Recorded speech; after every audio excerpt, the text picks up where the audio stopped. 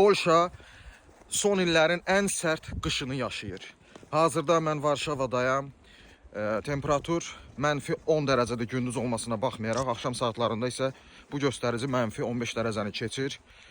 Gözlənilir ki, yaxın günlərdə Polşanın müxtəlif yerlərində temperatur -27 dərəcəyə qədər qalxsın.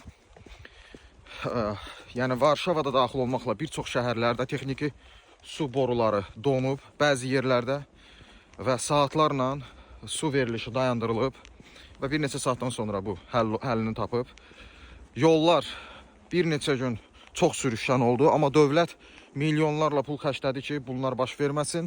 Həm maşın yolunda, həm piyada yolunda baxın, sürüşmür. Yəni bu qıraq yerdir, şəhərin elə qırağıdır. Yenə də dövlət pul xərcləyir ki, insanlar sürüşməsin, yıxılmasın, xəsarət almasın. Yəni bunlar da var. Buna baxmayaraq Varşavada, eləcə də digər şəhərlərdə, əsasən də şimal bölgələrində soyuq qış gözlənilir.